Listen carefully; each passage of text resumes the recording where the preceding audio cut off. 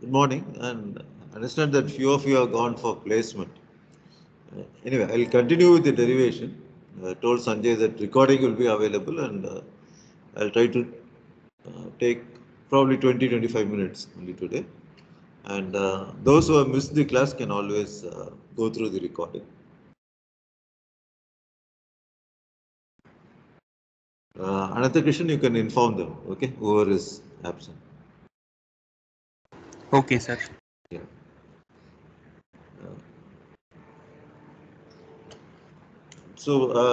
Previous class, initially we had this x force equation, which was non-linear in nature, that got converted to a linear equation. This was a linear equation. And then now we'll have to see both the left hand side and the right hand side. Basically, left hand side is over. Now we'll have to concentrate on the right hand side of the equation. Likewise, you have to do for all 6 equations.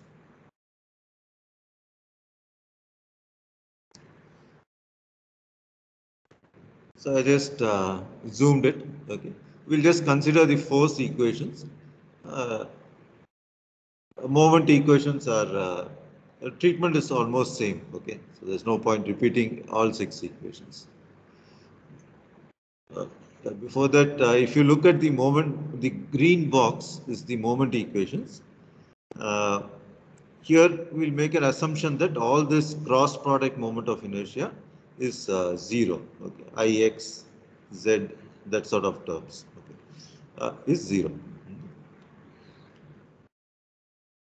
Now let's concentrate on the force equation and only on the right hand side. Another question, is the red box visible on the slide? Yes, sir. Yeah. Whenever I am going out of sync, no, just let me know. Okay, sir. Okay. Now, so if you look at the right hand side, there is an aerodynamic term, gravitational term, control, and then the power term or thrust term. Okay. So now each of these terms, you will have to see how it's going to behave whenever the aircraft is perturbed from the equilibrium state. So the first thing we are going to look at is the gravitational terms.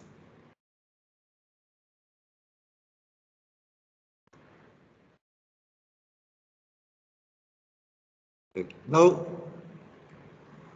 initially aircraft is at x GE, that is equilibrium, XGE and ZGE. I am looking at the XZ plane, okay, only the vertical motion or the pitching motion. So it is having some alpha E, theta E and gamma E. Okay. Initially this is the state at which the aircraft is when it is at equilibrium. Now when it is perturbed, definitely the theta E is going to, let's assume it's pitched up, okay, by a very small amount. So it is pitching up by, the perturbation is theta without a suffix. Okay, so this is the perturbation. So correspondingly, now the body axis has moved to x. Initially it was XGE, YGE and ZGE. Now this whole thing gets changed to XG, YG and ZG. Okay. So this part is not explained in the book. Okay, that's why I thought I'll draw it and keep it with you.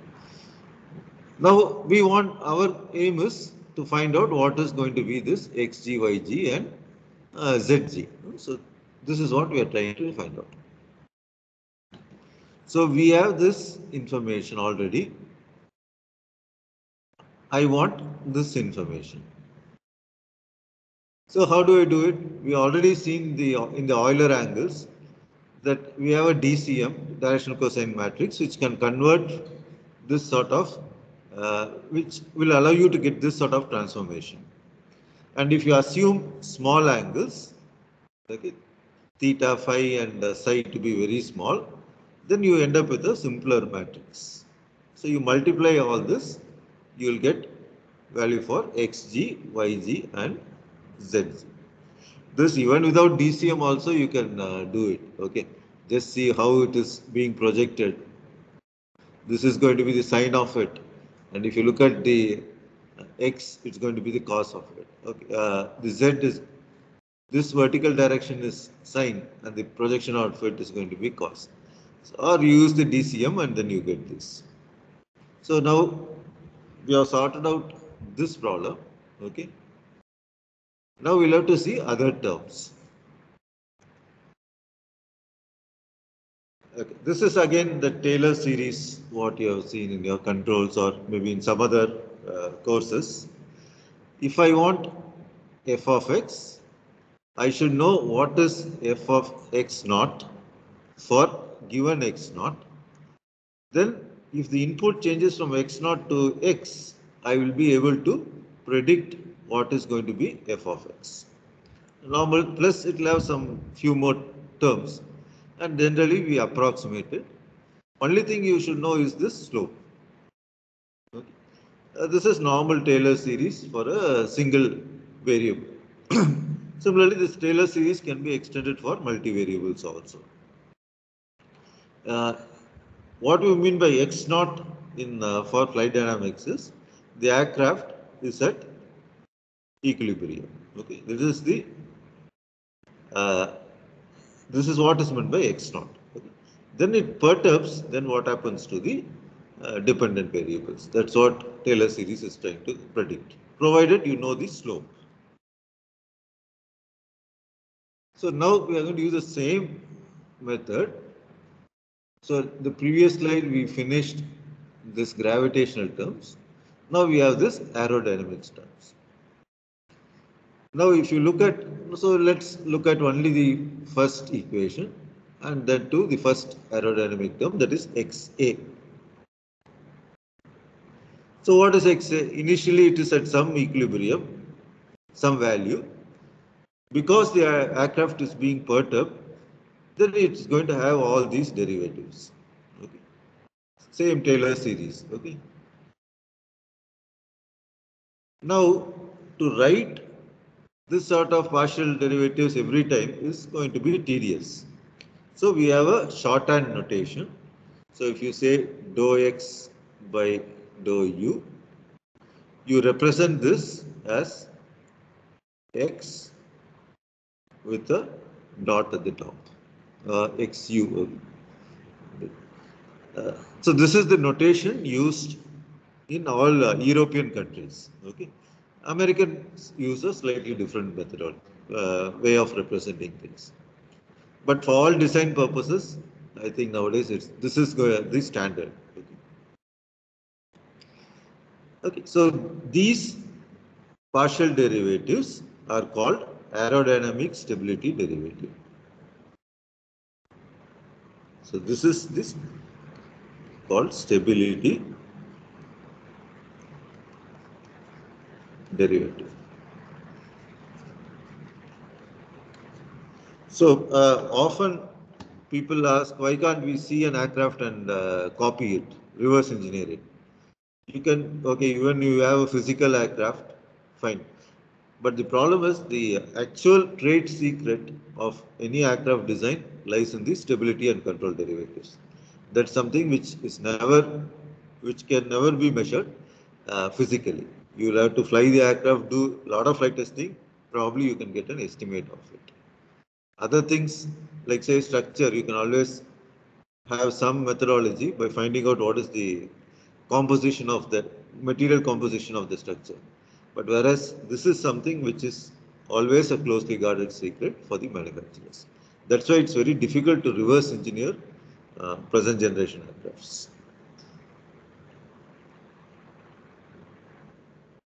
Similar to, okay, now we have seen aerodynamic terms, gravitational terms.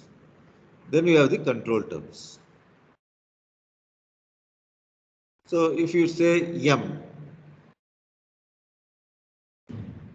M is pitching moment due to generally elevator, right? If you elevate a deflection, the aircraft is going to pitch. So, but when you expand this MC, you consider all the aileron as well as rudder deflections. But most important is this term, elevate. So you can always write MC as this stability control derivative into elevator deflection, approximately. Okay, it makes sense because when you deflect aileron or rudder, hardly any pitching movement is going to be observed in the aircraft. Okay, so uh, that becomes insignificant. So you can always do this sort of approximation. So these sort of derivatives are called aerodynamic control derivatives. Similarly, power. Power, whenever you increase or decrease the power, the aircraft is going to have some vertical component of the velocity. Okay, so this is happening because this change in velocity is happening because of change in force in the z direction. So how much is that thing? That is approximately this derivative, and this is your throttle angle. Okay.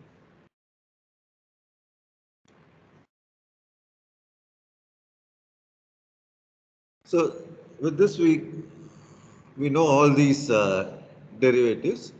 Uh, Now you plug in. Now you might don't get intimidated by this. What this looks like a complex set of equations. Nothing. Step by step, if you go, it's nothing. It's just simple things. Okay. So let's again just look at just the x equation.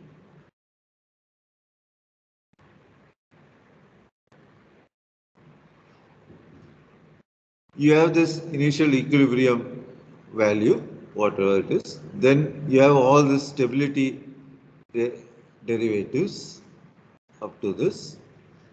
Then this is the gravitational component which you have seen. So this is gravitational. This is aero. Then you have the control. Okay. This is control. And then the last one is the power, okay, or thrust. So similarly, you do it for x, y, z, and moment equations L, M, N. Now the question is, what is the value of XAE? What is your gut feeling, Anantha? What should be the value of XAE?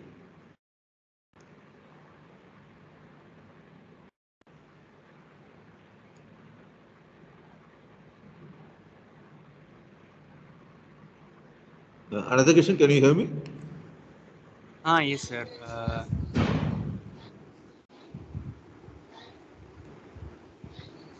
XAE corresponds to X force when the aircraft is at equilibrium. Okay, that's what it means. Okay. Aerodynamic force in the X direction when the aircraft is at equilibrium. Yeah. Now you tell me. Sir, can you repeat the question? Yeah. XAE is nothing but force in the X direction, aerodynamic force in the X direction when the aircraft is at equilibrium. Sir, it's 0. If it is at equilibrium, it means there is no perturbation. Right? Yes, It sir. is not in a disturbed state. It is at equilibrium, okay? State of rest. Rest means there is no acceleration in this case. Okay? Yes. So what it means is all these derivatives are going to become zero. Because all the perturbation variables are zero. Then if you look at the left hand side, there is no acceleration. Because it's nothing but mass into acceleration. There is no acceleration. So Yes. this side becomes zero. So what will be XAE then? Minus mg sine theta. So this whole thing goes to the other side. That becomes XAE. Okay. And then again we'll just go. We'll also assume that it is a steady level flight. So you will just end up with a simpler set of terms. There is no side slip, no banking, all the stuff. Okay, so all this, and assuming all small angles, you will end up finally with only these two terms. Now you substitute this value of XAE in the final set of equation. So you will just have this term here for the gravitational part. Now I'm just bringing it into a standard form where I have all inputs here and corresponding outputs here. This is exactly what you have seen in a control system. Like you have a box, C of t is the output, R of t is the input. So what I'm trying to get at is, if I go know what is the input, and if I know the mathematical model of the aircraft, I'll be able to predict what is going to be the output for all 6 equations. So I'm just making it as a standard set of equations in the standard form. Okay, all 6 equations. So all these colored boxes, blue boxes are all force, and all red boxes are corresponding to the moments, LM and. Now this handling all 6 equations is very difficult.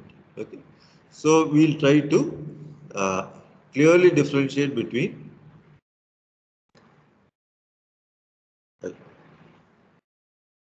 the longitudinal part as well as the lateral direction part. We'll consider these two to be two separate entities. Of course, it's a very major assumption, but it makes the analysis that much easier. So when I talk about longitudinal equations, I'm just worried about x, because obviously longitudinal means in the forward direction I should know the force. There is going to be height change, altitude change, so I am worried about z, and this height change is always going to be because of a moment created by the elevator. So I'm just worried about x, z and m in the longitudinal equations. Whereas if I talk about lateral directional, obviously the aircraft is going to side slip, so I am interested in y. L, because aircraft is going to roll, and directional because it's not just lateral. I am worried about directional also, so I am worried about the yawing movement. So I'll just consider these 3 equations for lateral and directional. Is it okay up to this, Ananthakrishnan? Okay, sir. Yes, sir. Now we'll talk about longitudinal equations. Now let's assume that all this perturbation, we are constraining it only to the longitudinal plane of symmetry. That is, I'm just looking at the xz plane, nothing else. So I'm going to worry about axial force x, normal force z, and the pitching moment m. No lateral motion is assumed, which means the side slip velocity, the roll rate, yaw rate, these things and their derivatives are going to be 0. Okay, so small v, small p, and r are assumed to be 0. So naturally, their derivatives are also 0. Then I am also making an assumption, and all this decoupled derivatives, or sorry, the coupling. Suppose you have this cross coupling like dou x because of dou v. Now just look at this. If there is a side slip, the aircraft is side slipping with a small velocity v, definitely it's not going to have a major impact on the axial force x. So it is a very small quantity. So you can assume it to be 0. Whereas if you talk about dou x by dou u, that is going to be significant. So any change in the forward velocity obviously is going to change have an effect on the axial force X, because you know that the drag is nothing but its function of half rho V square. Okay.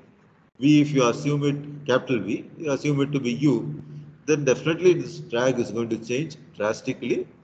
And so the X force, which is nothing but a balance of drag and thrust, is going to change. That's why we can assume that all these derivatives to be zero.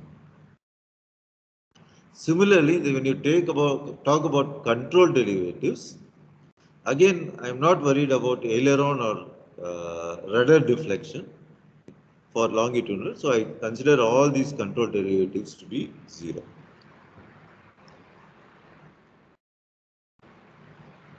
So once you do that, definitely now you look at your right hand side, it is much more simpler.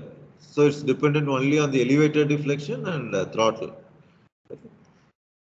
So this right hand side has become quite simple now. Now I can make one more assumption. Aircraft is in level flight, which means theta E is zero. Level flight. It is just flying aligned with the horizon. If I take wind axis, we define it in such a way that uh, this body axis is aligned with the velocity vector. So this results, the advantage is there is not going to be any vertical component for the wind axis. So if I take theta E and W is zero, it further simplifies the longitudinal equation.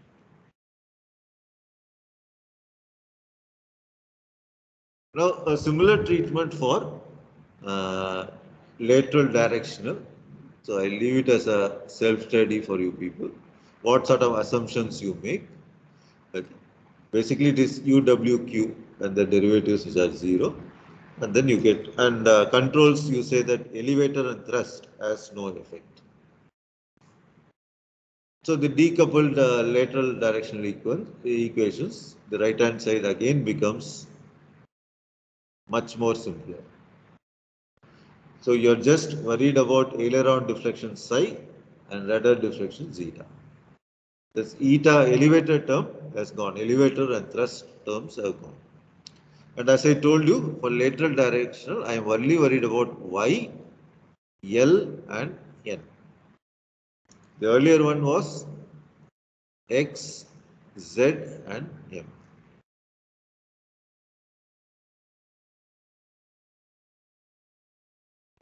Okay. Now, the most difficult thing is over in this course. From now onwards, it's going to be very, very simple. Okay, already we have simplified these 6 equations. Now it is just few deriving here and there and then trying to understand the modes and getting a transfer function for this whole thing. You're all, as aero engineers, you're all used to this dimensional derivatives like Reynolds number, Mach number, Nusselt number, so on and so forth. So here also we are going to have dimensionless numbers, so that I want to convert all the stability derivatives into a dimensionless form, so that it is independent of the aircraft geometry and flight condition. So how do I non-dimensionalize it?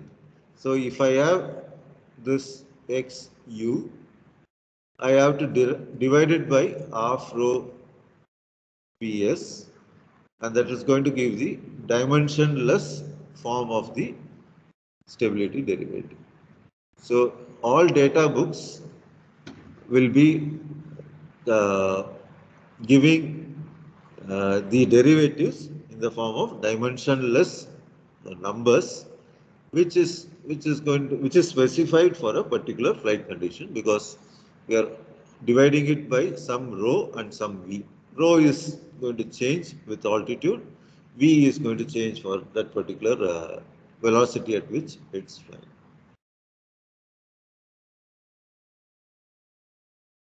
Okay. Now what next? Now we got all these things.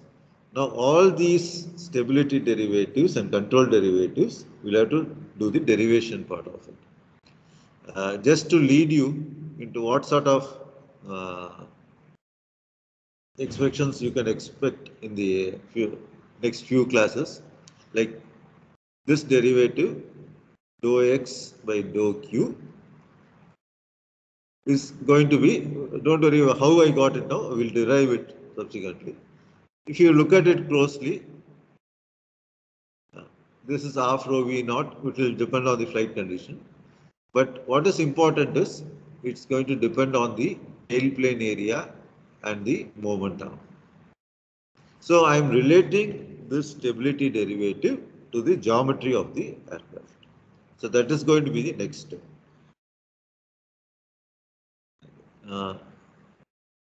Yeah, I think this problem we'll do in the next class. Okay, I am done for the day because taking too much will be a bit confusing. Anything you want to discuss, you can let me know. Whatever was covered today.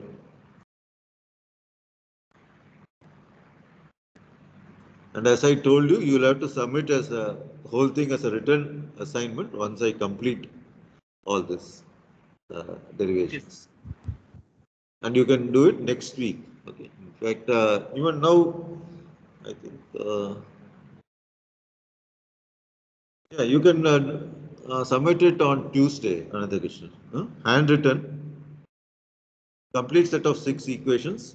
They have to do the derivations and then submit it. And you will collect everything and submit it as a single folder. Okay, sir. Okay. So blindly don't copy it. Try to understand other. I have done only the x equation. So you people do the other 5 so that you have a complete set of 6 equations. Definitely in the exam, I'm not going to ask you to derive it. Okay, no way with this online mode, but you should have some exposure about it.